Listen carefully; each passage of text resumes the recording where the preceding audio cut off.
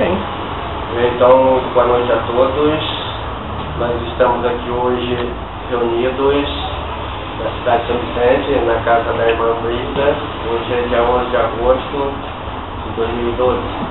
Nós estamos aqui com o propósito de estarmos estudando e analisando as coisas da gnose do venerável Mestre Samael, a Bulô da gnose samariana. Então, hoje nós temos uma gama de conhecimento enorme postado aí pelas mais diferentes ramos da mídia, na internet, por exemplo, nos livros, de forma que todas as informações que a humanidade precisava, né, elas estão disponíveis hoje. Porém, essas informações que foram escondidas, né, da humanidade durante ao longo da história, perdão, porque elas falam de conhecimento, e conhecimento é poder, então foi sempre fechado as chaves, né? Por exemplo, o conhecimento da fórmula de fazer a Coca-Cola é uma coisa fechada, se develar, o pessoal vai lá e tira a patente do fabricador, né? Assim, todas as coisas que foram produzidas, né, inventadas, elas estão patenteadas e estão escondidas. Então, é um conhecimento escondido. Assim também foi a gnose. Ela era de tal maneira que só os brahmanes, indo lá para a Índia, né, lá para a Índia é um país muito antigo, que a gente conta a história. A Índia, ela é ainda vem desde da Atlântida, né, mas lá chamava-se Perlândia Índia, de Pérola. Então, ali vem a primeira iniciação que a gente tem registrado, né, do Rama. Rama foi uma pessoa que se cristificou. Então, o Rama tem as escrituras ramaianas, né, antiquíssimas, 12 mil anos antes de Cristo. Então, ele teve uma iniciação semelhante à iniciação de Jesus Cristo. Rama entra ao rio, né, dentro do rio, é batizado pelo seu guru, né? Tem então as mesmas iniciações do Cristo, que fez João Batista também com Jesus Cristo, né? E todos esses mestres eles têm isso em comum. Então são geralmente meninos, né, prodigiosos, cheios de prodígios, né, cheios de sabedoria, como Jesus Cristo, né, que é um passarinho morto e ressuscitava, era a brincadeira dele, né, com os outros meninos. É tremendamente assustador. Você está brincando com passarinho, está morto, pega e faz viver, sai voando. Cadê um menino desse hoje para a gente brincar, né? E Jesus é seu prodígio, vocês sabem da história dele. Ele viveu ali até 12 anos, né, em Jerusalém, ali em Israel. E na sua ida para o Egito, ele tinha que ir, que a sabedoria estava no Egito. O conhecimento que ele estava falando, o conhecimento que estava escondido lá na Índia, né, desde o Rama até hoje, né, mas ficava sob a custódia dos brahmanes. E quem são os brahmanes? A alta casta social da Índia. O povo não tinha acesso ao saber. Então, indo para o outro lado do Egito, né, aí você vai ter o conhecimento também administrado pelos faraós e pelas Ísis. O povo não tinha acesso. Então, você vai pegar o Hermes Trismegisto, 3.500 a.C., ele vai dizer: não é sábio ensinar sabedoria para o povo, né? Então era guardado para eles. Então esse menino Jesus Cristo vai para lá, assim como foram Pitágoras, foram Platão, foi Sócrates, né? Ali de Israel mesmo, tudo que quisesse sabedoria teria que ir para o Egito. Vocês sabem na história quem foi? José, lembra das 7 vacas da cor, das 7 vacas magras, do sonho. Vai Moisés, né? Os 4 livros, Moisés se torna lá, vai passar o Mar Vermelho, depois fazer o êxodo, né? Então vai Jesus também nessa história toda. E aí ele está indo para o Egito, esse menino prodigioso, né? Ele é atacado no caminho por 2 ladrões. Os ladrões roubam tudo, né, dos seus pais. E ele fica olhando, quando o ladrão percebeu, só o olhar dele, o ladrão já sabia que ia devolver, então devolveu tudo. E ele pegou e profetizou ainda, Jesus. Então, vocês que estão fazendo isso, vão estar morrendo comigo na cruz daqui uns tempos, né? E essa profecia foi cumprida, todos nós sabemos, né? Então esse é o prodígio todo iniciado, né? Então todos eles nascem de uma virgem, todos eles são batizados, realizam os seus prodígios, fazem as suas iniciações, todos eles são mortos, né? Ressuscitam no terceiro dia. E assim é o caminho do mestre para o absoluto. Assim foi ao longo da história desde o Rama, né? Muitos tiveram essa iniciação, e vai ser também igual para qualquer um de nós se um dia nós formos iniciar realmente. Então nessa época de Jesus Cristo a iniciação era feita na cruz, teatro ao vivo, né? Para passar um conhecimento em corte, você faz uma teatralização ao vivo nas calçadas de Jerusalém, você paga com a vida essa iniciação. Você quer ser mestre no ensino de fora, você vai lá para o mestrado, a dissertação já é mestre. Nesse mestrado da gnose não, você tem que pagar com a dor, a vida, né? Paga com a vida. E aí vem a sabedoria do latim, saber mais dor. Doria do latim, dor. Então sabedoria, ela é obtida mediante o pagamento por meio da dor. Não tem como se livrar disso. Então a gnose é o trilho, né, o caminho de você estar buscando a dor. Só vai se iniciar, vai ser um iniciado mesmo quem souber tirar proveito da dor. Não é as pessoas que rechaçam a dor, né, que fogem dela, como as 60 mil religiões que você tem por aí. Todas pregam o paraíso, o bem-estar, até aspectos materiais, né? Mas não foi isso que ele disse, né? Jesus pregando como nós estamos aqui, ele vai lá e diz, entre vós, vocês poderão fazer coisas maiores que eu, vocês poderão fazer isso, aquilo. Agora quem quiser vir após mim, renuncia a si mesmo, pega a sua cruz, siga-me, né? Então, ele não estava dizendo, eu paguei os seus pecados, como prega as igrejas. Você não precisa fazer mais nada, vocês estão tranquilos, já estão salvos, né? Só entrar na aguinha aqui, batizar e tudo bem. Não, ele diz que quem quiser tem que carregar a sua cruz. Renunciar seus pecados, seus erros, né? Renunciar a si mesmo, pegar a sua cruz, que é o nascer para as virtudes, nascer com seus corpos internos para navegar nas outras dimensões e partir para o sacrifício para a humanidade. Trabalhar pela humanidade gratuitamente, sem estar ajuntando tesouro na terra, né? Sem estar comprando fazenda pelas igrejas, ter canais de televisão por meio da igreja, sem você ter um Vaticano, que é um país de ostentação, né? Então, para Jesus, ele abominava tudo isso. Já tinha tudo isso na época, ele fugiu para o campo, né? E lá ele fazia as pregações. Beira do rio, das montanhas, dos campos, né? Que eu sabia que dentro de uma igreja está a complicação. Bom, então, esse conhecimento todo, ao longo da história da gnose, ele é obtido, né, para quem é extremamente prático. E aí nós temos a discussão entre as pessoas da relação do conhecimento teórico e da prática, né? Uns dizem que não é necessária a teoria, outros dizem que a prática é importante. E como é que é isso, essa relação, né? Então, a relação entre a prática e o conhecimento, a relação entre a prática e a teoria é uma relação de interdependência, ou seja, uma precisa da outra. Da teoria se chega à prática e da prática se amplia o seu conceito sobre a teoria, né? Então é extremamente importante, sim, é importante saber aliar as duas, né? E não partir para um extremo para o outro, que é fanatismo. Se você vai, o grego dividiu o conhecimento em gnose e episteme, né? Episteme é o conhecimento acadêmico, né? Desde o prézinho até o doutorado.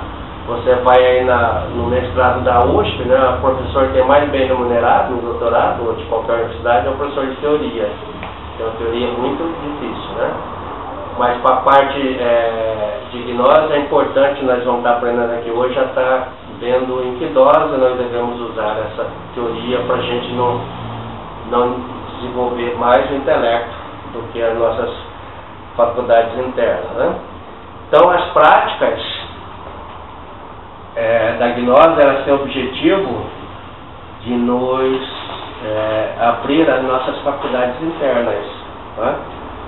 A teoria nos leva a enriquecimento do nosso intelecto, né? Nós vamos ficar intelectuais, e isso não abre as portas para a iniciação. Para abrir portas para iniciações, nós temos que abrir as janelas do nosso entendimento, abrir as faculdades da nossa alma.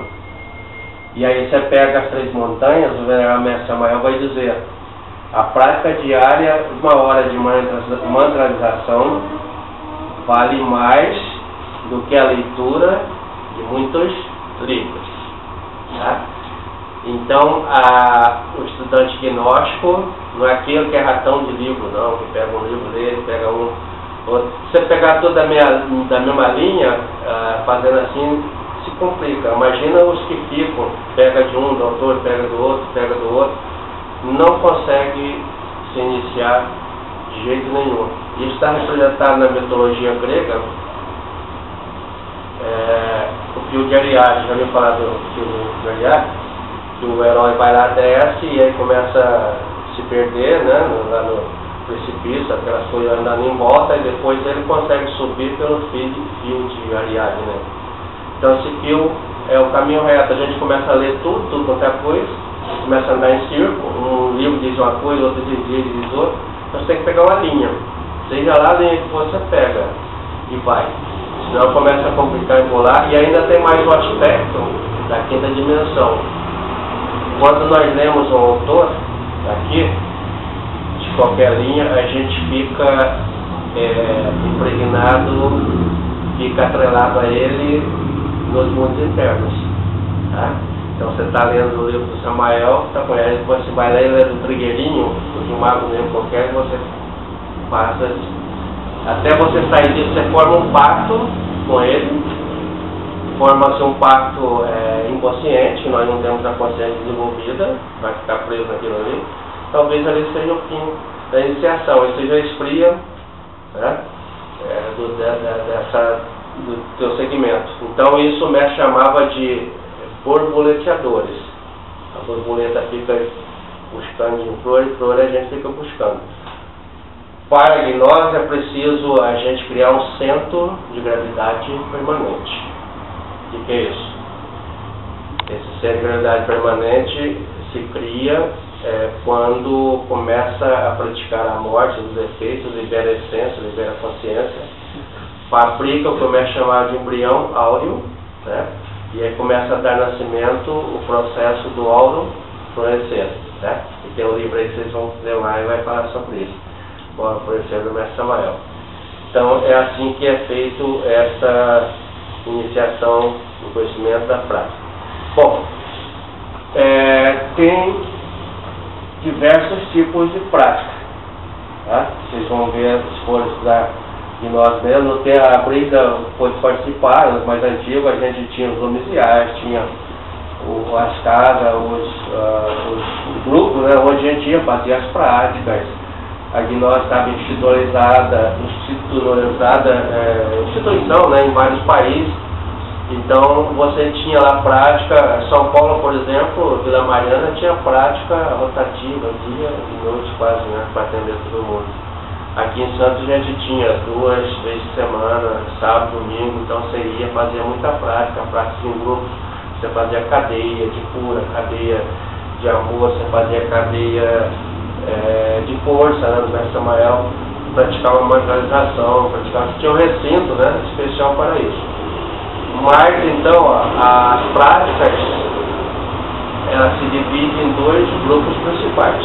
Então prestem atenção nisso para vocês entenderem. 2 grupos principais, que o mestre chama de práticas, tanto o Mestre Samael costuma venerar o mestre Raburu, que chama de práticas objetivas e práticas subjetivas. Então vamos ver qual a diferença. Objetivo e subjetivo, do ponto de vista gnóstico, é diferente do conceito que a gente tem fora. Objetivo para o conceito gnóstico é aquilo que é real, tá? E subjetivo é aquilo que é ilusório, que é fantasioso. Então é esse o conceito. Bom, então as práticas objetivas são as únicas práticas que possuem o poder, a força de nos alçar a iniciação. São as únicas alavancas do caminho reto, que é o caminho da testificação, práticas objetivas. Então são as únicas práticas que têm condição de nos libertar. As práticas subjetivas, elas são auxiliares, elas não têm a capacidade em si de nos libertar, tá? Mas se nós soubermos fazer conjuntamente todas, uma auxilia a outra. Nada de fanatismo. A prática objetiva é uma que salva e a subjetiva não presta. Não é isso. A subjetiva serve para algum momento e a objetiva para outro. Então, se a gente souber fazer uma interconexão delas, a gente vai se dar bem, né? Então, também aí nós vamos analisar as práticas de acordo com o que nós somos.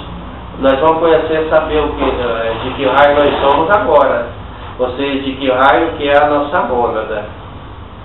Mônada talvez seja um conceito que alguns, quem está começando sabe, mas a maioria sabe. Mônada é o nome que o Leibniz, um filósofo alemão, deu para a nossa partícula divina, que é chamada de átomo, pelo Demócrito de Abdera, que deu origem a esse conceito de átomo que nós temos. Então, essa mônada, ela é a nossa chispa, original, é a que surgiu lá no raiar da aurora, lá no início do Mahavantara.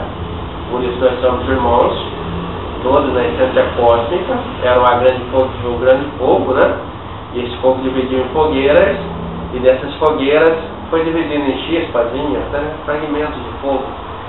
Então é fogo mesmo, é fogo divino, e cada chispazinha desse é uma mônada. Então é Deus. Esse é Deus dentro da gente. Cada um de nós é um Deus vivo, Está dentro de nós. Então, se a nossa chispa, a nossa mônada, ela vem ao universo, para animar a criação, durante o Mahavantara, ela vem para aprender. Então, todos nós estamos aqui para aprendizagem. Então, nós vamos aprender durante esse Mahavantara toda. E um dia nós vamos voltar a levar esse conhecimento adquirido. As religiões vão contar isso da mais diferente maneira, Religião não quer dizer religar? Então a gente conta essa história. A gente esteve lá, era feliz, não sabia, porque a gente era tremendamente inocente. Inocência não é consciência, não é sabedoria. Sabedoria é consciência esperta, Então o inocente, ele é feliz, mas uma felicidade inocente.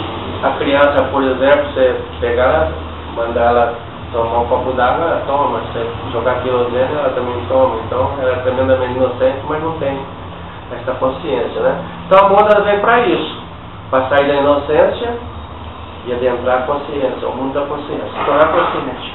E aí as religiões vão contar isso, as escrituras vão contar isso, no episódio de Adão e Eva, o homem virou ao paraíso da inocência, depois aquele fenômeno da maçã vai perder a consciência, adquire conhecimento, Conhecimento, olha o conhecimento aí, você tem noção do bem e do mal. Ali não tinha, Então se era feliz, não sabia. Então a gente era.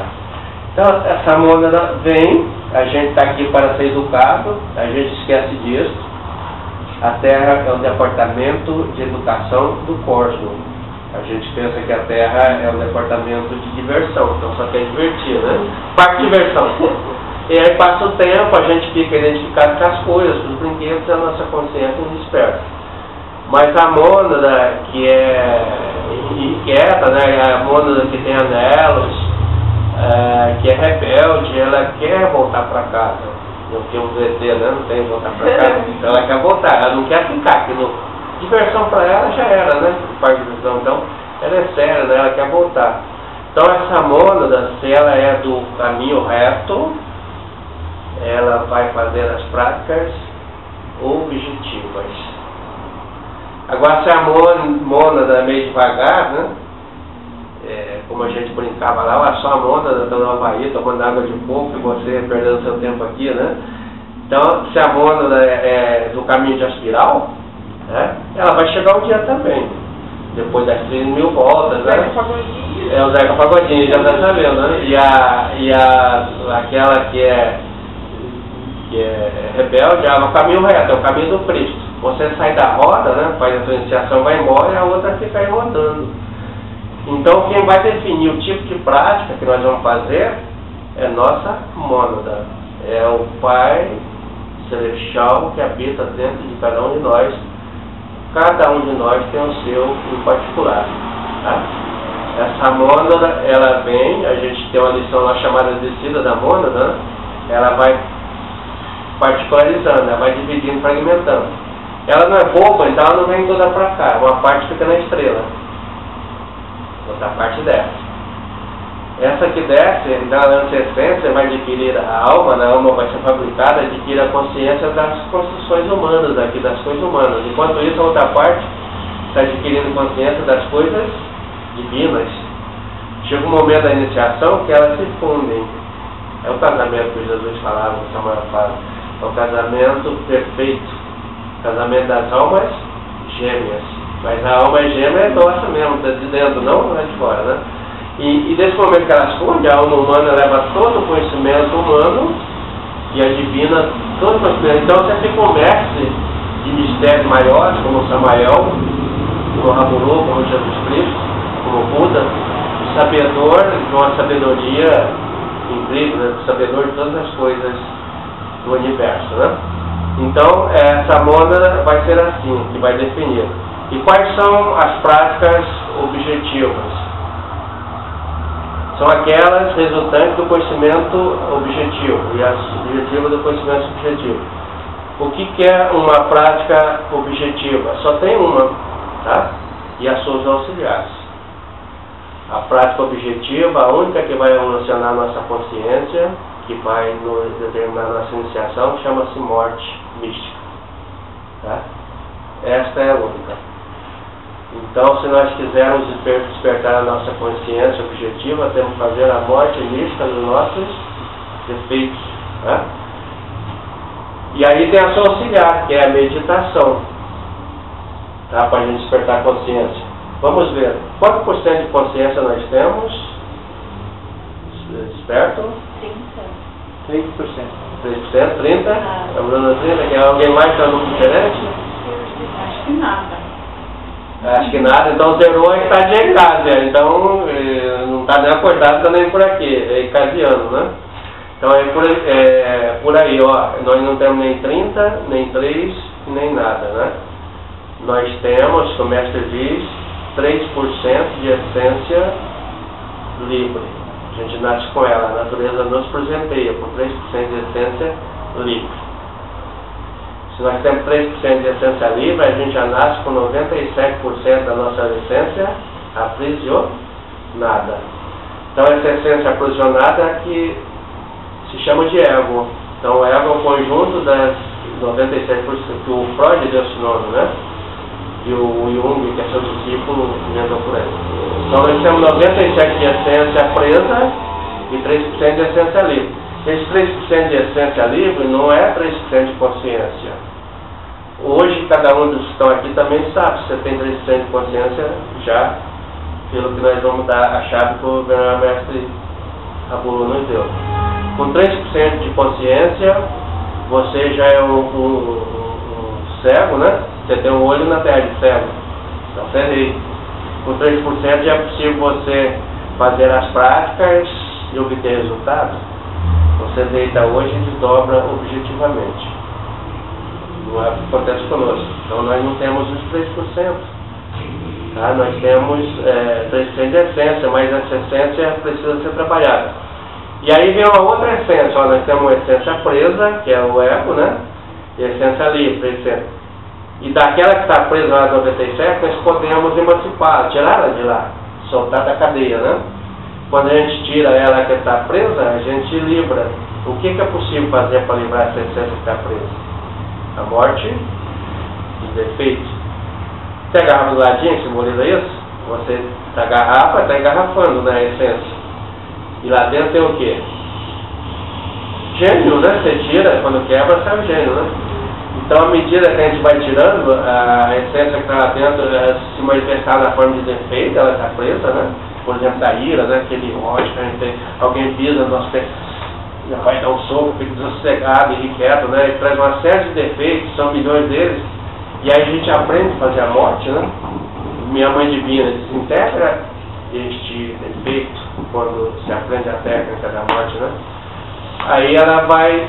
A gente vive no universo da física, nada se perde, nada se cria, tudo se transforma. A energia do defeito se transforma na energia da virtude. Quando você aprende a fazer isso, aquele defeito que era a ira, aquele ódio, aquela coisa, aquele mal que você sentia, você passa a ser uma pessoa equilibrada, revestida de serenidade, vai ter paz, vai ter compreensão e compaixão, até pela pessoa que te causou algum impacto. Mas aí já foi trabalhada, né? Então é assim que a gente vai morrendo para os defeitos, né, e nascendo para as virtudes. Os alquimistas chamavam isso daí de transformar metais pesados, né, defeitos, em ouro, né? Então essa é a prática. Vamos supor que daqueles 3% que a gente tem a livre, o Bruno vai meditar hoje. O que é meditação? É você tirar essa essência que está livre. Essa essência está livre, aqui os 3%, ela está presa a 97% de essência aqui, presa, né, que é o do ego, com a força de imantação. Forças opostas, então, pela física, a energia, elas vão se atrair. Então, mesmo a essência livre, ela fica presa ao campo magnético do ego. Por isso é terrível, né? Ela está presa. E aí tem uma maneira de cortar, e ela se livra e vai para a sexta dimensão. O que é isso que corta esse campo de força e ela se liberta? É a meditação. Então você vai meditar, você vai libertar esses 3% e vai para a sexta dimensão. São chamados céus da igreja. Então a essência vai, e aí vai ter experiências incríveis, né? Você está meditando. Mas o que é meditar? Você chegar nesse ponto. Ah, eu fui meditar, eu vim ao rio, outro eu fui meditar, eu falei com um cachorro, você não está meditando nada, né? Você está sonhando, ou está refletindo. A meditação, meditar é não pensar em nada, não sentir nada. Então, quando você não está pensando em nada, não está nada, você libertou dos sentidos, não está preso à visão, nem no cinco, nem nada, a essência se liberta. Ela sai do campo gravitacional do ego, que está na parte do pensamento, sentimento, aquela parte da então ela vai. E ela vai trazer experiências. E aí você vai ter vigor espiritual, você vai ter vontade, você vai ter virtudes enormes, você passa a ter dharmas espirituais, né? Passa a se apropriar diretamente dos dharmas. E aí é incrível que aí você vai querer repetir de novo a experiência, porque você sentiu o céu. Não precisa morrer para ir para o céu, você foi agora, né? Você quer ir de novo, aí você quer ir, quer voltar para casa. Mas aí o ego... Aí terminou a experiência, ela está aqui na sexta dimensão, a essência vai buscar o que ela precisa, né? Isso é meditação. E ela traz as informações de volta. Não vai estar em livro nenhum, nem na Bíblia, nem no livro de Samuel, nem nada. Vai estar escrito em linguagem de fogo dentro da tua consciência. Ninguém mais te tira. Fica a experiência registrada para sempre. Você experimentou o céu. Isso que eles chamam de vazio, o mirador, samadhi. Cada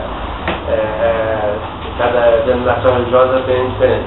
Muito bem. Mas voltando, você mandou que percentual você tinha mandado para lá, para essa dimensão de essência? 3. Vai voltar 4 ou 5? Não, voltam os 3. Volta os 3, se encaixa novamente dentro do ego e volta a ter o seu cotidiano é qual? Amanhã você vai meditar, vai mandar de novo 3. Depois da manhã 3. Então você pode passar um mês, um ano, passar meditando a vida toda e quando morrer, quantos por cento de essência vai ficar definitivo lá? 3. Você não despertou? Então, meditou, foi um verdadeiro yogi, né, da meditação e vai para o inferno. Mas, infelizmente, é isso que acontece. E agora, se a gente pegar dessa que está presa aqui, né, de 3, fazer a morte, desengarrafar, né, emancipar, a gente vai ter, então, a essência libertada. Essa essência libertada, o mestre chama de essência primígena, a primeira resultante do seu trabalho de morte. Então, os 3% ela vem, soma um pouquinho se libertou, né, de um defeito, ela soma essa que está emancipada, aí você vai meditar, você já manda esse percentual a mais. Cada dia você manda um percentual a mais que você está fazendo a morte. Então você vai despertando a sua consciência. Esse é o caminho para se chegar ao mestrado. Vai chegar a ser mestre de mistério maior quando tiver quanto por cento de consciência? 100. Mas todo mundo partiu do 3, né? Ninguém nasceu em condições especiais, Índio, Freud, essas coisas, só que já era mestre, né? Já fez isso em outra época, mas começa, toda a iniciação começa no começo, no princípio, do início, né? De tudo, por isso chama iniciação, né? Então é por aí que nós começamos. É por isso que essa prática é chamada de prática objetiva. Por que objetivo? Porque ela te liberta, ela te coloca, te tira do mundo aqui de aprendizagem, né, de sofrimento, a roda de Santara, vale de lágrimas, e te manda para o céu, para a 6ª dimensão, né? E fora disso daí, então, ó, morte, meditação, práticas objetivas. Por que prática objetiva? Porque elas libertam a pessoa que está fazendo. E aí você tem o arcano, né, que é outra prática objetiva, o pensamento perfeito, que no arcano você pode fazer o processo de morte, a meditação, tudo conjunto, né? Então, é o segundo fator. As outras práticas são todas subjetivas. Infelizmente, o pessoal adora. Fazer morte é fácil? Fazer a morte de si mesmo é você encontrar, a gente encontrar com a nossa dura realidade interna, né? Saber que a gente não é anjo como se pretendia, na verdade nós somos grandes capetas, né? Infernais, na verdade nós somos 97% diabólicos, nós temos a capacidade de fazer 97% de erros, de defeitos, por isso que o Freud chamava isso de que a gente tinha uma grande pulsão para o ego, né? Pulsão força, que deu o nome de ego. O ego é subconsciente, ou seja, essência presa, está no subconsciente. Ser subconsciente não é a consciência, né? Consciência é estar livre. Então, nós temos, pelo Freud, pegar a subconsciência e transformar em consciente. E as outras práticas, quais são então? Quando a gente está fazendo oração, por mais sagrado que ela seja, é uma prática subjetiva. Quando a gente está fazendo uma mantralização, por mais sagrado que sejam os mantras, é uma prática subjetiva, não vai nos desengarrafar essência. Quando estamos fazendo, por exemplo, a pessoa gosta de numerologia, a numerologia é muito, tem muita gente, está cheio, porque é uma prática subjetiva, que leva praticamente a nada. Tarô, né? Uma prática subjetiva, o pessoal vai hoje em dia para ayahuasca, para que você possa ter uma experiência das outras dimensões. É uma prática condicionada ao subjetivismo, não vai te levar a nada, que você vai ficar dependendo e ficar sempre naquela mecânica e com o erro de achar que se libertou. Então é subjetiva. E aí vão tendo muitas práticas, vão achando na leitura, né? São práticas subjetivas. E daí perguntar para o mestre Raburu, mas a gente não pode fazer? o mestre Samuel diz, ó, qualquer prática que dê o venerável mestre Samuel, você pode fazer que dá resultado positivo se você fizer com concentração. Então tem que fazer concentração. Então, encerrando isso daí, vamos ver se a gente aprendeu. Se a gente pegar, tem o pessoal da numerologia que fala, hoje você, isso, aquilo, assado, eu vou fazer um casamento, e tem gente que se guia só por aquilo, né? E a numerologia dá certo? Dá, porque ali está escrito o destino da pessoa. Mas você está dentro do subjetivo. Se você quiser iniciar, você tem que quebrar o destino. As coisas estão ali que vão acontecer, nós estamos aqui para transcender, tem que haver uma transcendência. E só vai transcender o seu próprio destino, se tornando autor das suas próprias circunstâncias. Se a gente ficar preso na roda do destino, está preso, aí a gente se torna o Zeca Pagodinho, vítimas das circunstâncias, né? Então, é uma prática subjetiva. Vamos supor, ó, a gente já deu para vocês, já tem nos vídeos, né, as lições, as técnicas de desdobramento, né? Então, vocês têm conhecimento, tem as técnicas, como se desdobrar, como deitar daqui a pouquinho e estar na quinta dimensão consciente. Mas se isso ficar só na forma de conhecimento teórico, é subjetivo. Mas se você recebeu isso e faz o desdobramento na prática, né, você passou a ser objetivo. Então a função do conhecimento subjetivo é nos conectar com o conhecimento objetivo.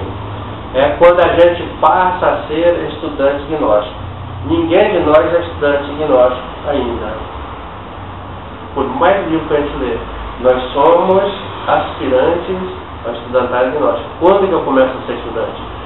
Quando eu pratico esse conhecimento, me desdobro e vou receber o ensinamento de lábios a ouvidos de um mestre. Aí eu já sou estudante contabilizado pela loja branca. Eu estou recebendo dele, né? Só entre eu e ele. Então aí começa a ser estudante. E para fazer isso, eles começam, né, a nos prestar atenção às hierarquias, para ver quem é que vai pegar essa teoria e praticar. E aí se o cara está falando, opa, ele está praticando, então vamos colocar uma prova nele. Então vem as provas para você, prova do guardião, prova dos 4 elementos. E aí você vai passando as provas, vai na iniciação. Se pegar ler muito ou fazer um monte de coisa, você vai dar prova, vai dar uma prova coitada, ele vai reprovar, né? Não é assim, a Brita é a diretora, eu fui professora, a gente dá uma prova, professor de física, meio carrasco, matemática, eu era, né?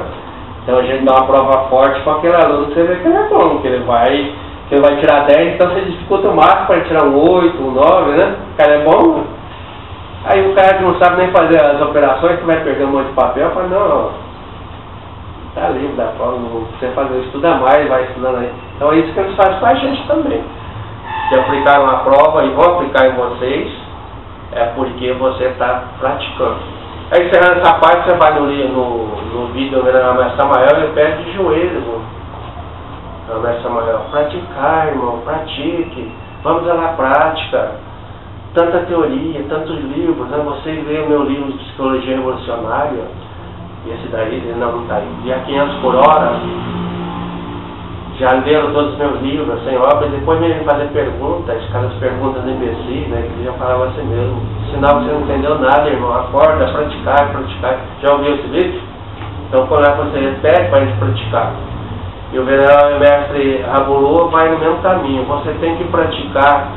Eu não li um livro do mestre Samael todo, que ele era extremamente prático, né? Em vez de ler, ele ia praticar. Então não chegou a ler um livro.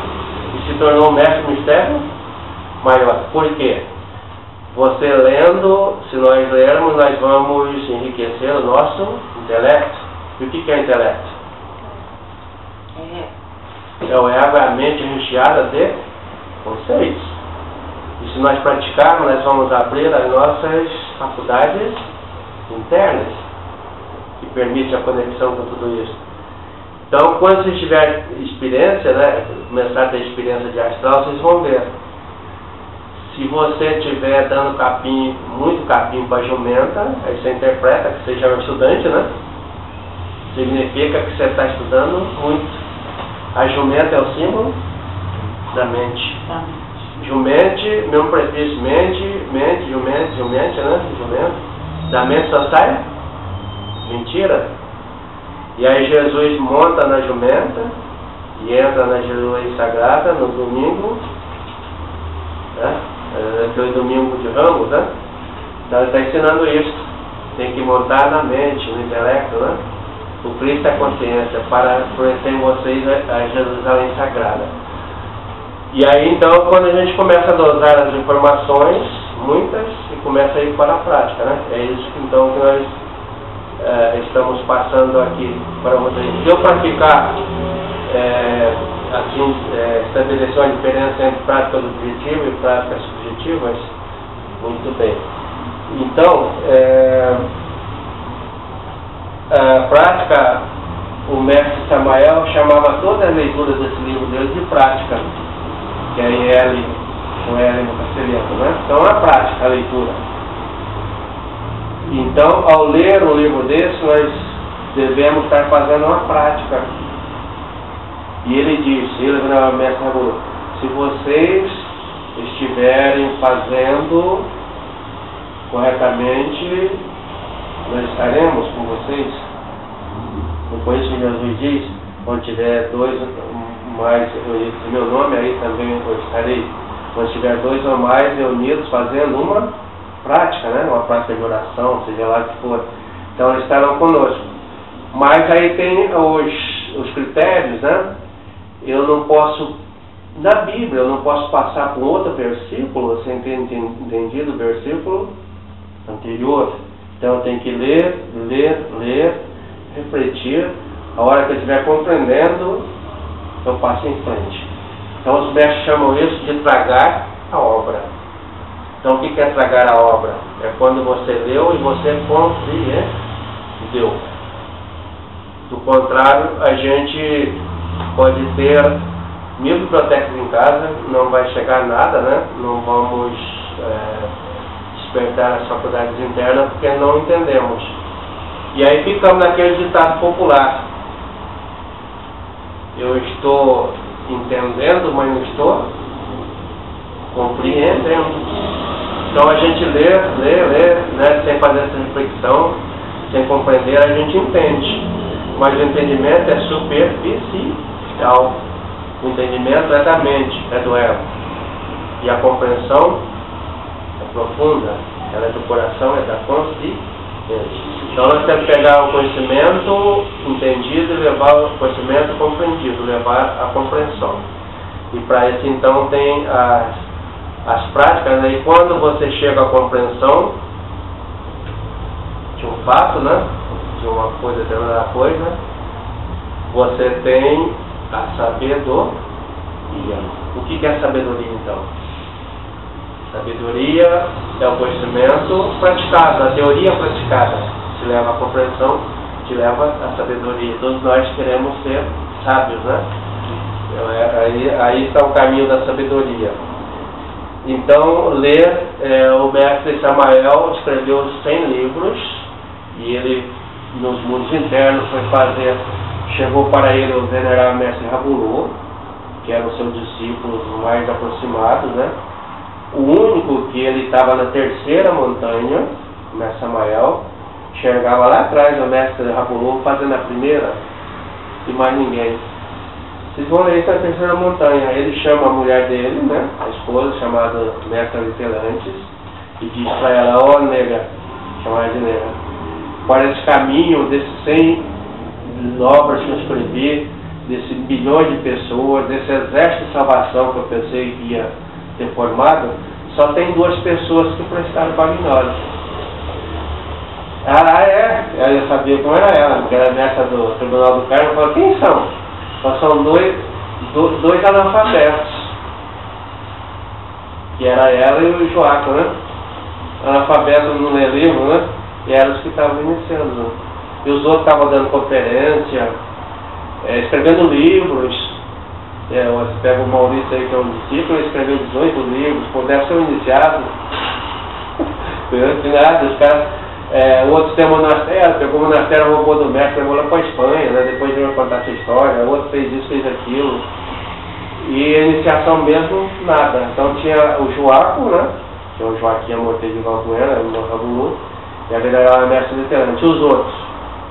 Ainda estão lendo, estão editando livros, vendendo livros, né?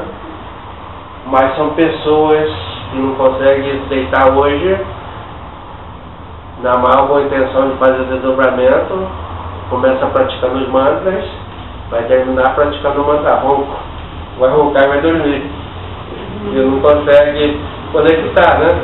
Não consegue fazer a conexão. Aí ele falou, ó, eu quero que queima todos os livros, sabia disso? Samael falou, queime todos os livros. Pediu para eles a hora da morte. Colocou todos os seus, ele tinha 12 apóstolos, 12 discípulos, colocou todos em xeque, né? E os caras atônitos. Como é que a gente vai queimar, mestre, todo esse manancial de sabedoria, né? Mais de 100 obras? Deixa a gente ficar. Aí da negociação e tal, ele autorizou 5. Que são esses 5 que nós usamos para estudo, os 5 livros básicos do Venerável Mestre Samael. Sabe quais são? Tratado de Psicologia Evolucionária, Grande Rebelião, Mistério do Aparecer, Sim ao Inferno, Diabo e Karma, e as 3 Montanhas. E esse eu autorizo. Mas por que eu autorizo? Porque nesses 5 ele tem toda a gnose revisada. Foram os 5 últimos que ele escreveu. Ele tem toda a gnose passado a limpo. Os lá de trás são muitos erros, né? O mestre começa com 100 ou com 3% de consciência? São 3, né? Então, à medida que vai avançando, então é natural que os erros vão aparecendo e aparecendo, se você ler, você acha. Mas o mestre tem humildade, que ele conserta o seu próprio erro. Então, desculpa, eu errei, eu corrijo, né? Então, corrigiu nesses 5. E os outros? Ele pode pegar e jogar fora, vai fazer um bem para a nossa mente. Mas e o pessoal para jogar? Ninguém joga, não quer. Esses 5 tem tudo, né? A essência do que ele escreveu, o que é preciso para você se iniciar, os 5 livros básicos. Então ficaram. E desses 5 é que o Rabulu vai pegar e ler, não lê nenhum, né? Então é isso a respeito da prática de estudo, né? Que a gente fez, né? Então vamos fazer a última coisa, que é um esquema, né, para nossas práticas. As práticas nós podemos fazer coletivamente ou individualmente. As práticas nós podemos fazer no local ou nas nossas casas, né? E qual a melhor prática que a gente faz? É dentro do monastério, é dentro do templo budista belíssimo de meditação, é dentro da igreja de Embaré, que é toda banhada a ouro, igreja católica, ou é dentro de casa? A melhor prática é aquela que nós fazemos dentro de nossas casas.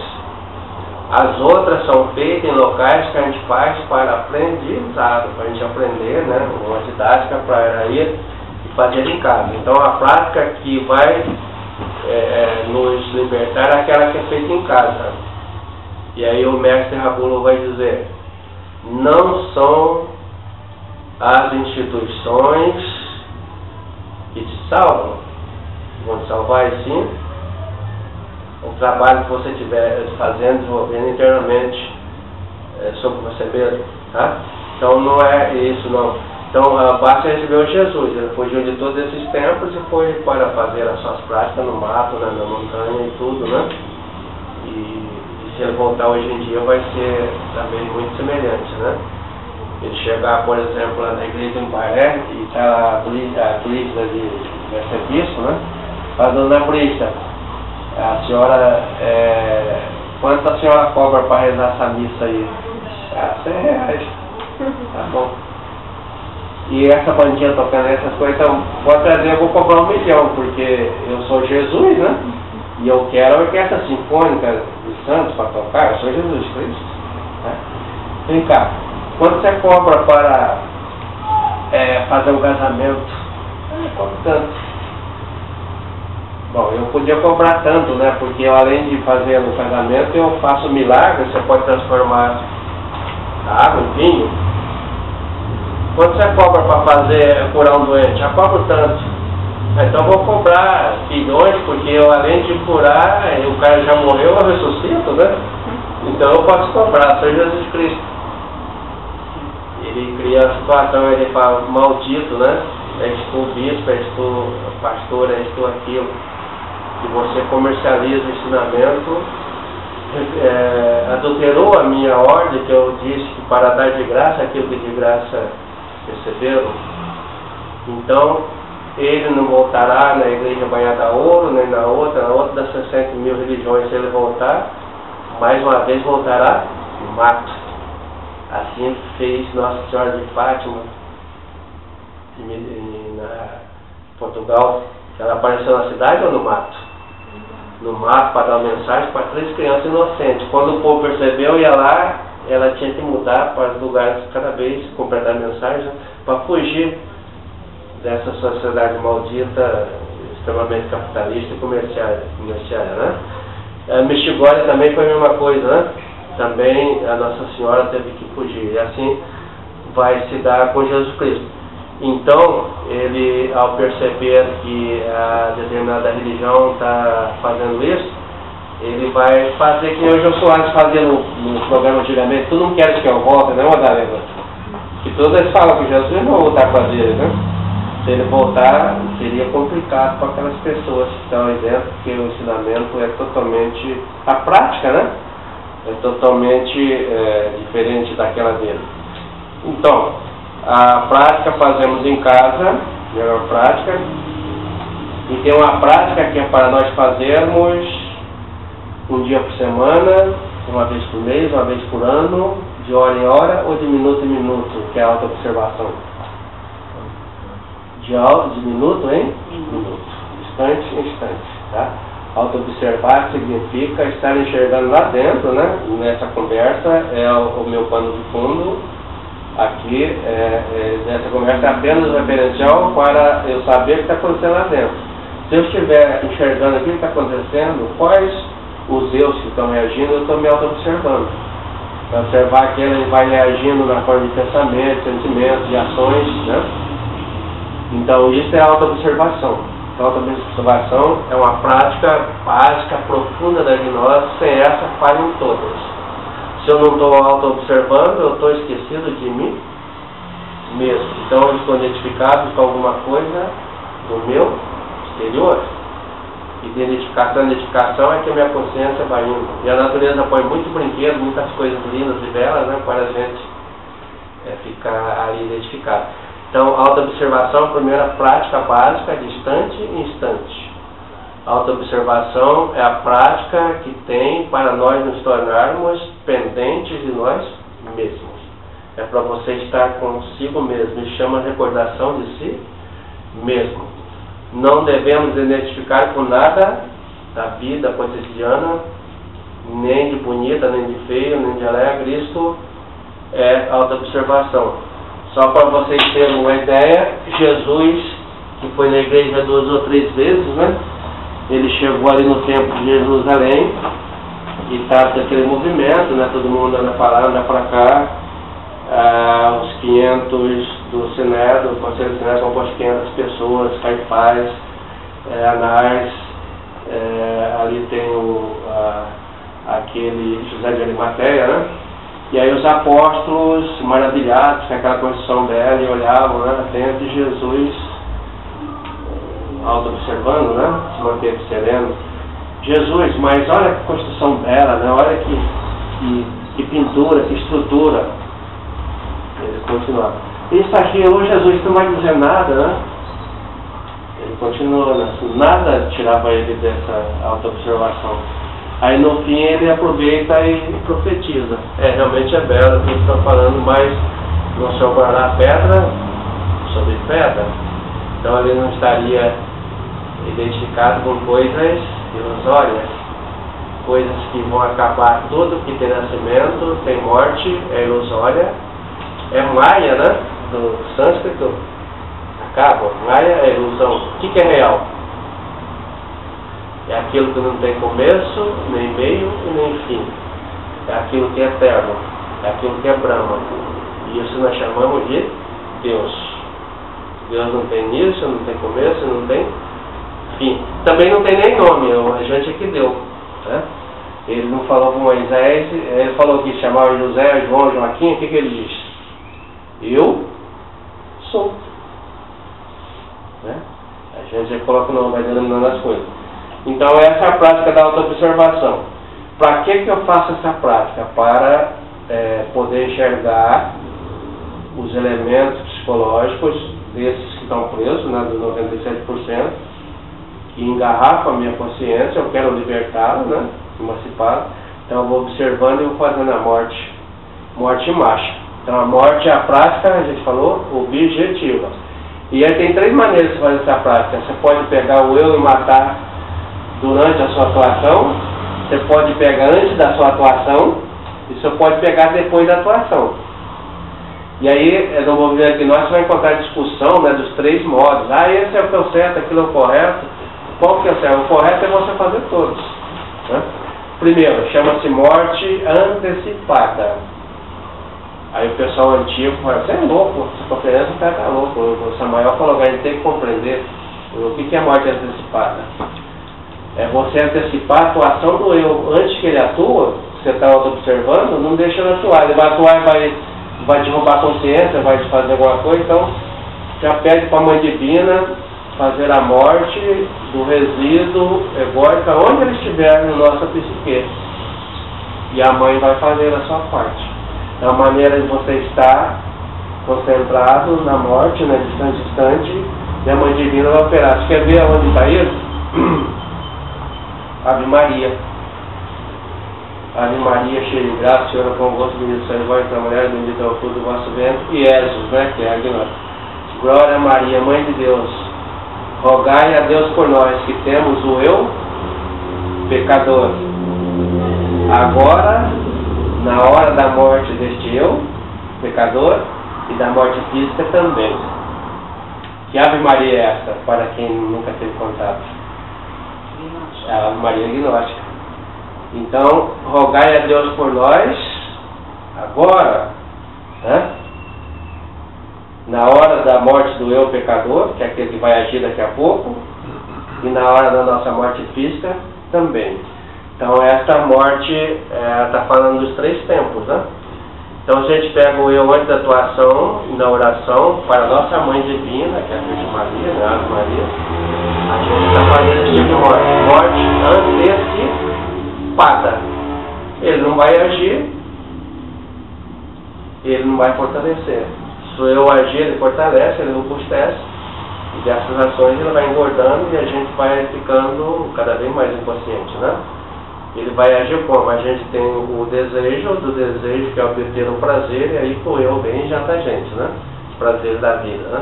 Bom, morte antecipada, né? Morte no ato, a viva e a coitus. Como se chama essa morte no tempo real? Morte em marcha do detalhe. Por que morte em marcha? Porque é a morte que detém a marcha do eu. Eu não pedi para minha mãe, né? Ele entrou, eu não estou avisando, ele entrou, mas eu estou observando, vejo, o eu está lá atuando. Seja um eu de pensamento, seja de sentimento, seja de ira, seja das 7 legiões de pecado, né? Ele vai atuar. Aí eu estou observando, porque então, eu não posso olhar para a mulher dos outros, né? Porque eu tenho minha namorada, é bonita, então se isso é adultério, né? Perante a lei. Então eu não vou fazer mais isso não. Aí, mãe, mata esse eu. Ela vai fazer a parte dela. Aí ele vai andando, aí passa a outra, ele começa a olhar, até bate a cabeça no poste, né? Esqueceu, né? O eu vai engordar, vai se desenvolver. Mas se ele pediu no momento e fez e deu certo, chama-se morte, hein? Marcha. Esse eu não vai engordar.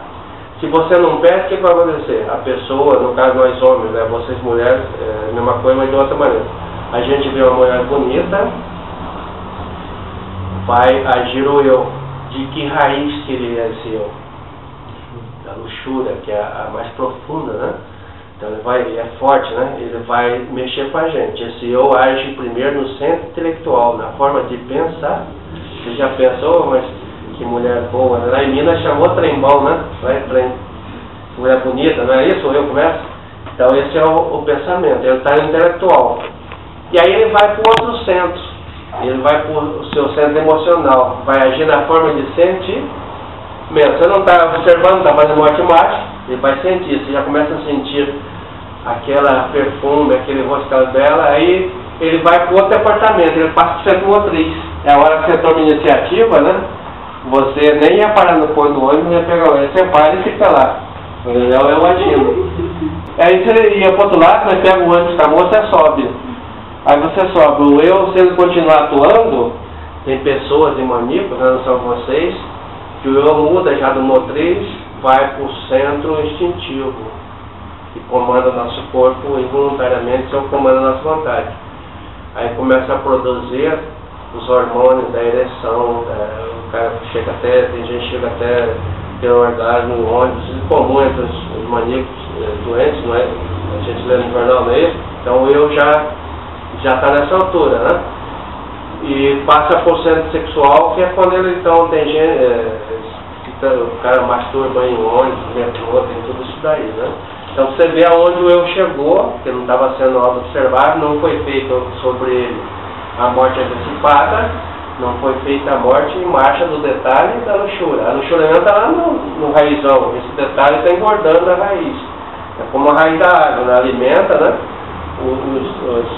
As raizinhas pequenas alimenta a raiz, a película da biologia, alimenta a raiz um pouquinho maior, e todas elas vão alimentar a raiz profunda que fixa a árvore lá. Aí você cortou esse detalhezinho, ele cortou antes ou na hora, você pede para a mãe, faz a morte máxima, você pode estar dirigindo, está fazendo, ali ele para. Ele não atua mais, porque você está com o seu radar, né? Está fazendo o rastreamento dele. Ele não é bobo, eu é como ladrão, só age escondidas, quando você não está percebendo. E aí, você fez, pronto, ele vai voltar daqui a pouco você, ele não morreu, deteve só a marcha, ele volta daqui a pouco, aí você perde de novo. Aí se você olhou, bateu a cabeça no poste, é porque esqueceu, pronto, né? Mas você lembrou, pediu, vai pedindo quantas vezes for necessário, né? A mãe vai fazer a parte, chama a morte em marcha. Ele não está levando alimento, né? Porque ele está sendo impedido de atuar, a raiz vai enfraquecer e vai morrer. Essa é uma prática morte em marcha dos detalhes. Vamos supor que a gente perdeu a antecipada, perdeu o tempo real, vamos para a postergada. O que é a postergada? É o que o mestre Samael chama de morte por reflexão. Então, você não estava auto-observando, mas você sabe que o atuou, você sente a energia do corpo. A gente fica um bagaço durante o dia, né? Porque perde a energia toda, os erros se alimentam dessa nossa energia. Aí você chega em casa, poxa, eu sou casado, olhei para aquela mulher, fiz isso, fiz aquilo, adultério, fornicação, foi o eu que eu tenho, então vou fazer a morte. Aí começa a refletir, faz uma análise, faz uma reflexão sobre o eu. Quantas vezes já atuou esse dia? Só hoje atuou tantas vezes, né? Mas vem atuando durante a minha vida, eu já cometi muitos adultérios, já fiz tanta coisa errada, né? Estou no inferno por causa desse eu. E aí, não, vamos acabar com isso. Então você senta esse eu no banco dos réus, começa em cima, e julga esse eu. Então você está fazendo julgamento. E aí você pode imaginar, aí pede uma mãe divina eliminar. Eu não quero cometer mais esse erro. Então você dá uma imaginação, que se quiser, imagina uma forca, uma espada, uma explosão, alguma coisa, você dá a forma que quiser, a forma mental. Então a mãe divina faz a morte daquele eu. Mas ele foi morto no tempo que atuou, ou você está fazendo a morte numa imagem dele, numa representação? Essa morte é uma representação, porque já passou, né? Você está em casa. Então são os 3 tipos de morte. Faço um ou outro? Não, fazemos todos. O conjunto de todos os 3 é a que ele chama de morte contínua. A morte continuada é distante, está fazendo uma ou outra. O conjunto de todas dá resultado. Mestre Samael, né? Mestre Samael e Rabulô ensinaram as duas, né? Essa de antecipada aí eu estou colocando por mim, né? Mas no céu não está prejudicando o ensinamento deles, mas para mim deu resultado, não deu. Eu posso dizer que eu estou na gnose até hoje. conseguir ficar quando todas as minhas familiares, minha esposa, minha família, meus amigos, sem mais nenhum. Então algum resultado tem dado, né? Então façam, não deixem de fazer essa prática, que a prática é objetiva, a prática da morte, né? E elas vão fazer uma práticazinha. Então as outras práticas todas, elas precisam de você fazer um relaxamento. Começa pela respiração. A gente já vai começar então vamos ver como é que está a nossa respiração. Geralmente essa respiração ela está errada. O correto é a gente respirar pelo nariz, inspirar e expirar pela boca. Se vocês olharem, nós temos toda uma estrutura da nossa narina, tem os pelos, né, que são os filtros, que eles filtram as bactérias, as impurezas. Né? E se a gente expirar pela boca, já manda tudo isso. E outra coisa, expirar pelo nariz, você vai aquecer o ar, quando chegar no pulmão já está numa temperatura adequada. A gente não tem consciência disso, a gente já respira automaticamente. Caiu no automático, caiu no hábito, vira hábito, é o copiloto. Está funcionando aí é o ego, né? É a mecânica, não é mais a consciência. Então, fazer consciência da nossa respiração no dia a dia, né? Respirou, está tudo legal? Então passa para o segundo ato, que é o relaxamento. Tá? Do relaxamento, a gente relaxa o corpo, né? Chegar em casa, você senta numa posição cômoda ou deita. Não precisa pegar aquela asana oriental, porque aquilo é deles, é da cultura deles. Nós ocidentais, for fazer aquilo, você não vai conseguir fazer prática, né? Não precisa. Pode deitar, de qualquer maneira. Procura uma posição cômoda, relaxa todo o corpo, né?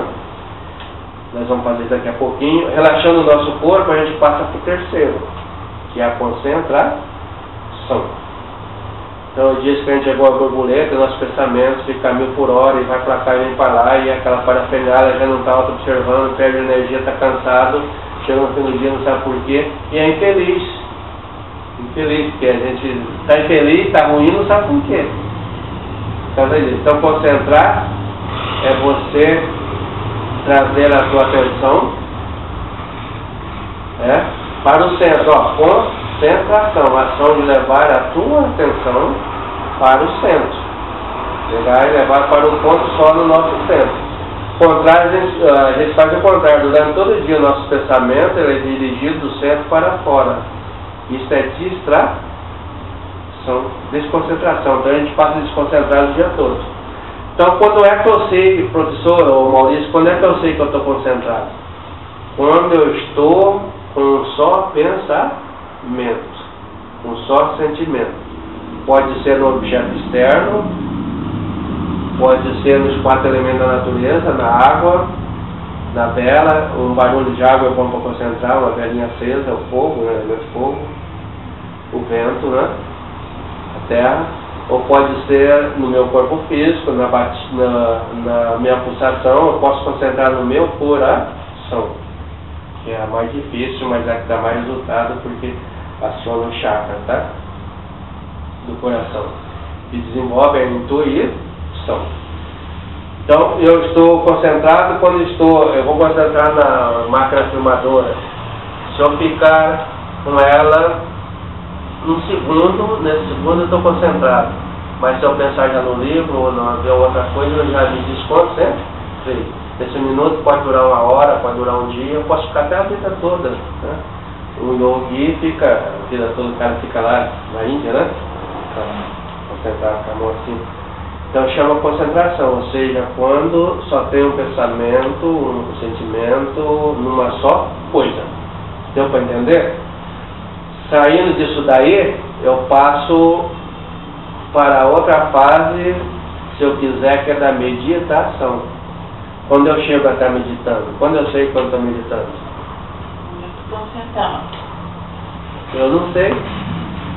Que a meditação já não tem mais nenhum sentimento e nenhum pensamento. É quando a essência vai, e aí ela te traz as informações, né? Mas dá para saber sim, que a gente sabe que tem um estado de samadhi, né? Um estado assim divino, né? Um estado de bondade que a gente chama. Você sente que não está pensando em nada, é um paraíso. Tente fazer isso para vocês verem. Se quer ficar só meditando, em casa eu falo com o Maurício, dorme a semana toda, está dormindo. Eu falo, eu durmo mesmo, gosto de dormir.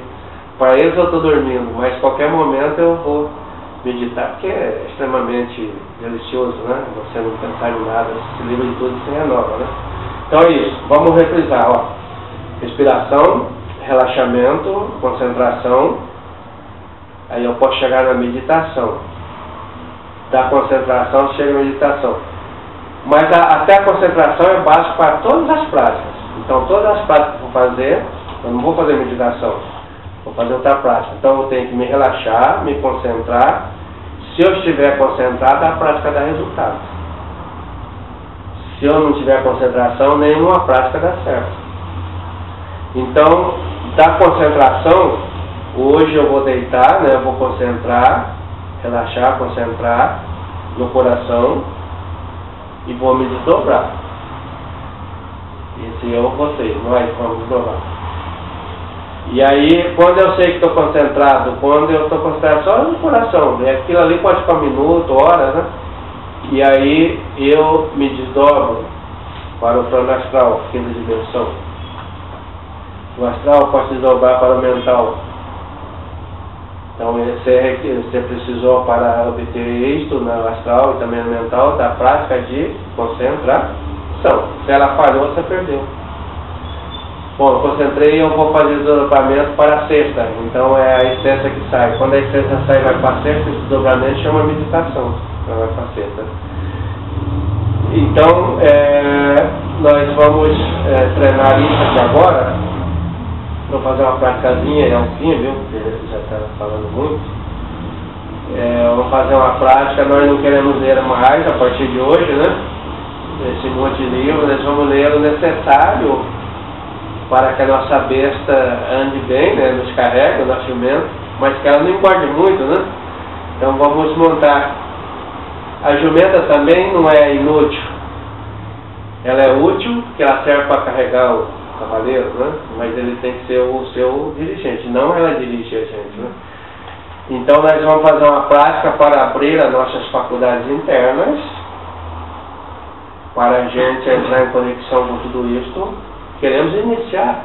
Por que nós estamos aqui perdendo tempo? A gente vem de São Paulo, o que nós queremos, gente? Nós queremos o que todo mundo quer. Queremos a felicidade. E a felicidade só existe para a criança. Por isso que Jesus disse, voltar a ser criança. E nós voltamos a ser criança quando nós estamos concentrados. Se estamos concentrados, a gente está no presente. Nem no passado na forma de retrospecção, que é a parafernália, né? Ou no futuro na forma de projeção. Então a criança é feliz, ela brinca horas e horas e esquece de tudo porque ela está concentrada. Então vamos tornar a criança nos concentrando, aí a gente passa a ter presente, estamos aqui agora, né? Pode ser 24 horas feliz, estar presente consigo mesmo. Ser contemporâneo assim consigo mesmo, viver a filosofia da instantaneidade. Estar aqui e agora. No tempo, aqui, quando ela foi, no espaço, onde está. Ah, mas eu estou aqui vendo na praia pensando minha fazenda lá no interior, então está desconcentrado. Você está vendo, mas não está enxergando, né? Está entendendo, mas não está compreendendo. Seu pensamento está lá. Bom, então, são 5 mantras. Eles têm o poder de despertar 5 faculdades se nós fizermos, a partir de hoje, 1 hora por dia, daqui para frente, tá? E ainda é uma prática subjetiva. Nós vamos ter um despertar da clarividência, da audiência, da intuição, da telepatia, subjetivamente. A gente pode ter isso objetivamente, não pode? Não com a prática que nós vamos fazer, mas com a prática do arcano e da morte em marcha, você desperta tudo isso. Ela supera, mas enquanto não chegamos lá, vamos fazer. Então nós vamos pegar a letra I, que é o mantra, pronunciar, ela tem a capacidade de despertar esse chakra que nós temos aqui no entrecenho, que é a nossa sexta, a nossa terceira visão, tá? Isso chama-se clarividência. Então, clarividente desperta esse centro. Depois nós vamos para a vogal E, que vai ter a capacidade de despertar aqui a nossa laringe, o chakra da laringe, né? Vai nos dar a faculdade da intuição e também a faculdade do desdobramento astral, tá? Desenvolver essa faculdade, você desenvolve astral e tem a intuição. O que é a intuição? É você chegar à verdade de maneira direta, sem passar pelo processo do raciocínio, pensamento. Mulher tem muito isso. Você basta olhar, você sabe que o cara vai te prejudicar, se você intuitivamente já fez a leitura, né? E isso vai desenvolvendo. Isso, a vogal U, então ela se conecta com a nossa antena. Qual que é a antena do nosso corpo? O chakra que tem aqui no nosso plexo solar.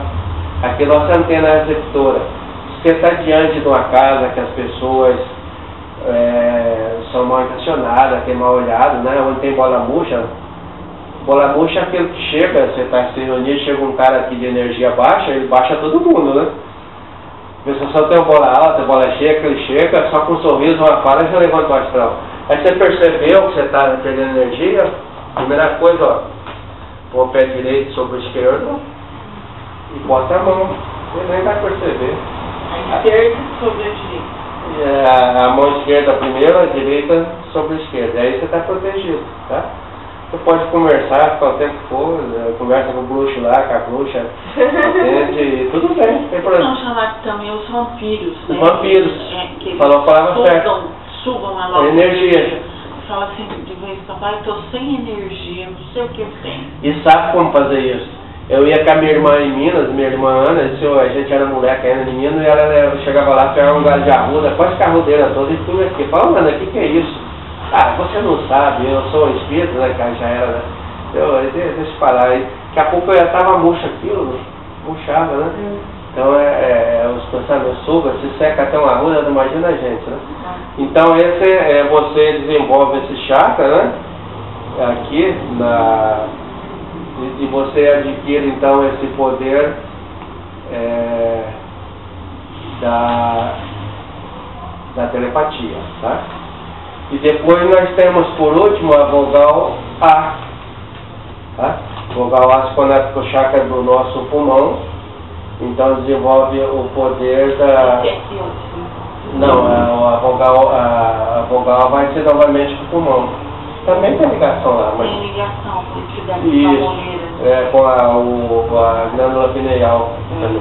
Então ela vai desenvolver os pulmões, chakra pulmonar, né? Vai nos dar a faculdade de recordação de vidas passadas. Quem de vocês lembra o que comeu ontem? Anteontem? Ontem eu poderia até lembrar, de hoje fico de vez no domingo passado. O que você comeu domingo? Não, no outro domingo. E eu passou tantas vidas, tantas coisas, a gente não lembra de nada, né? Você lembra alguma coisa que você fez aos 5 anos? Aos 4? Aos 3, aos 2, aos 1 e aos 0.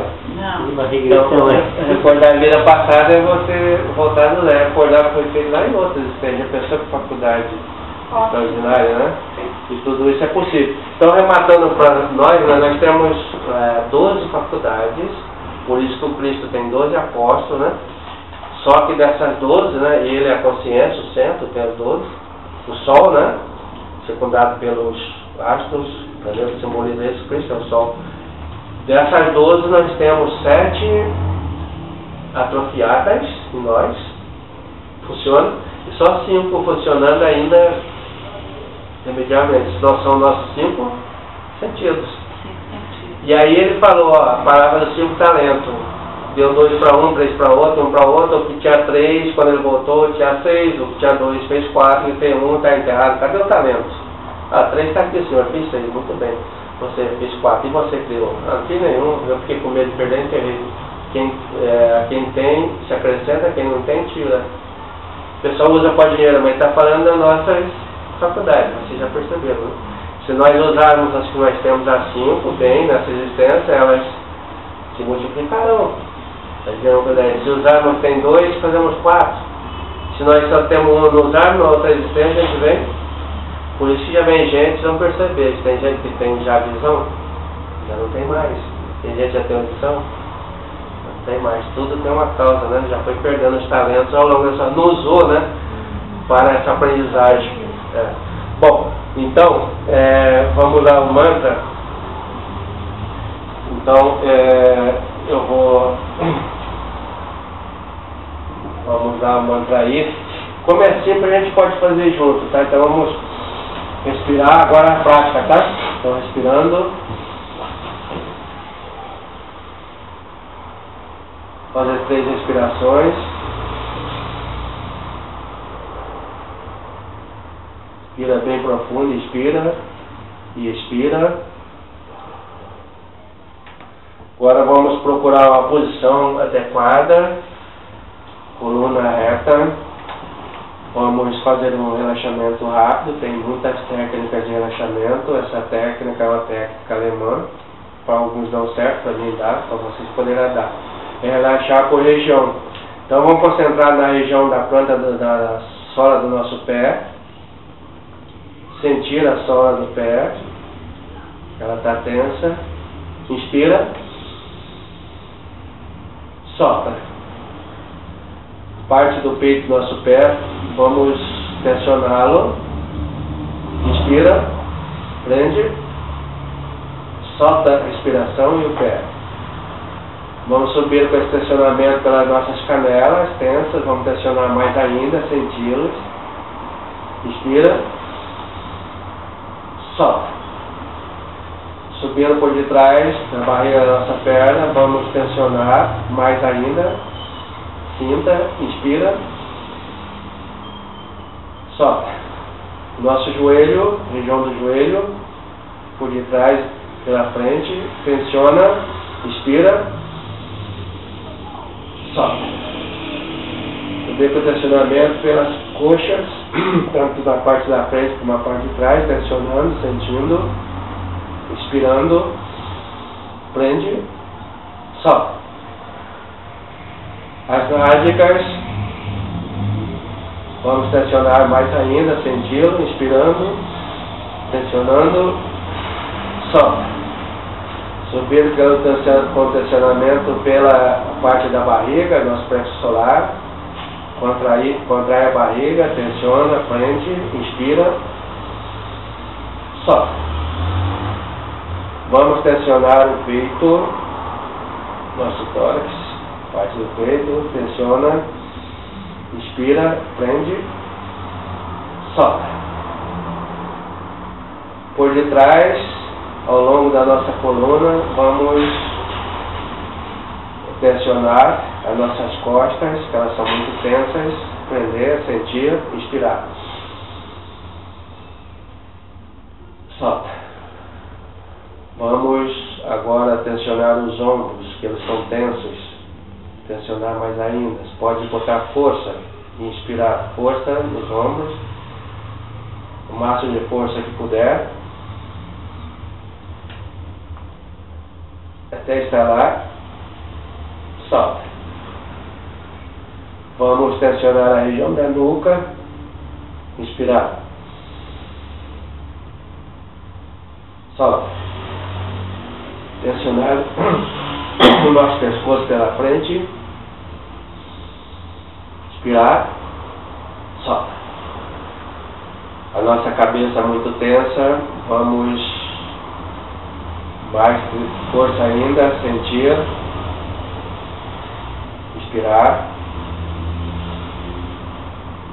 solta. Vamos pegar o nosso rosto,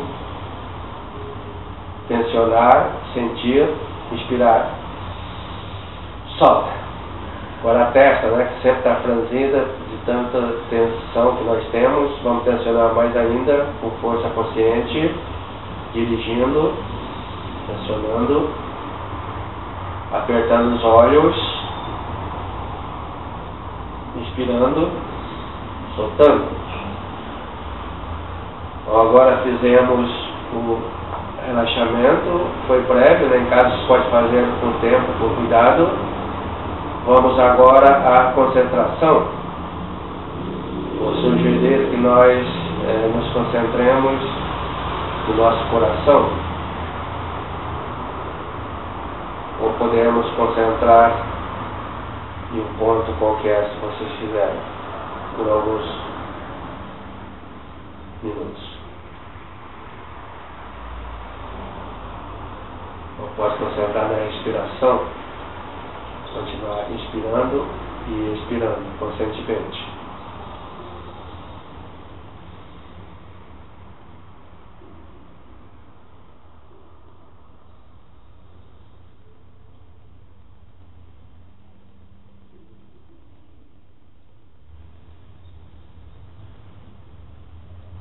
Então agora mantra I.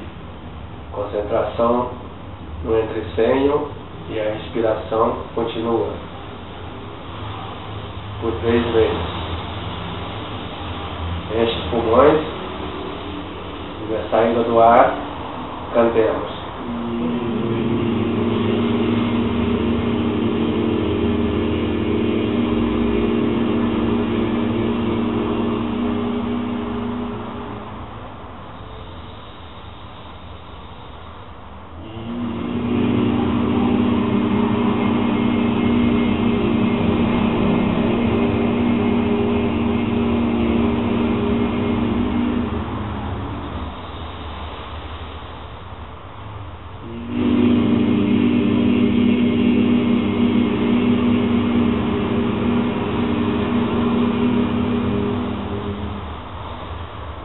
Mantra E por 3 vezes.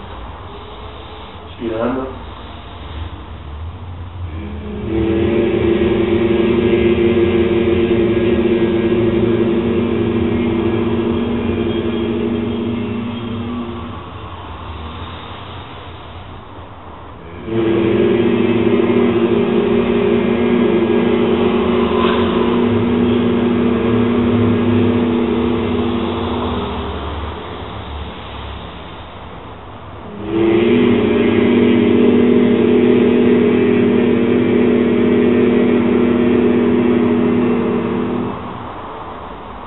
Mantra O por 3 vezes.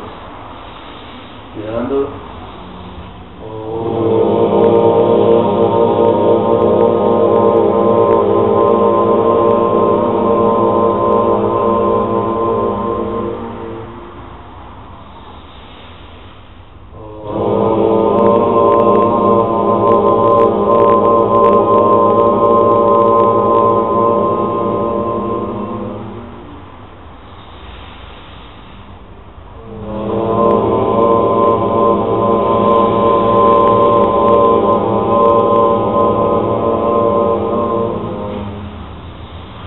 Mantra O 3 vezes.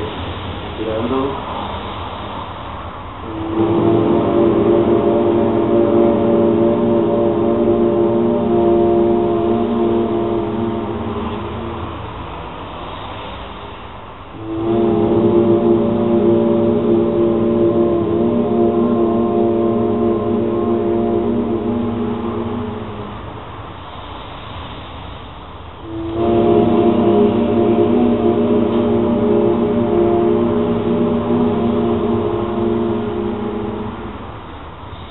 Mantra A por 3 vezes. Inspirando.